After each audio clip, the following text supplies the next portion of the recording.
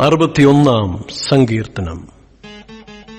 ദൈവമേ, എന്റെ നിലവിളി കേൾക്കണമേ, എന്റെ പ്രാർത്ഥന ശ്രദ്ധിക്കണമേ. എന്റെ ഹൃദയം ക്ഷീണിക്കുമ്പോൾ ഞാൻ ഭൂമിയുടെ അറ്റത്തുനിന്ന് നിന്നെ വിളിച്ചപേക്ഷിക്കും. എനിക്ക് അത്യുന്നതമായ പാറയെങ്കിലേക്ക് എന്നെ നടത്തണമേ. നീ എനിക്കൊരു സങ്കേതവും ശത്രുവിന്റെ നേരെ ഉറപ്പുള്ള ഗോപുരവുമായിരിക്കുന്നുവല്ലോ.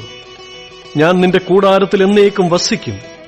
നിന്റെ ചിറകിൻ മറവിൽ ഞാൻ ശരണം പ്രാപിക്കും. ദൈവമേ, നീ എന്റെ നേർച്ചകളെ കേട്ടു. നിന്റെ നാമത്തെ ഭയപ്പെടുന്നവരുടെ അവകാശം എനിക്ക് തന്നുമിരിക്കുന്നു.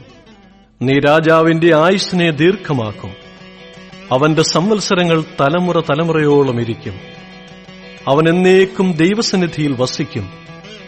അവനെ പരിപാലിക്കേണ്ടതിന് ദയയും വിശ്വസ്തതയും കൽപ്പിക്കണമേ. അങ്ങനെ ഞാൻ തിരുനാമത്തെ എന്നേക്കും കീർത്തിക്കുകയും എന്റെ നേർച്ചകളെ നാൾതോറും കഴിക്കുകയും ചെയ്യും.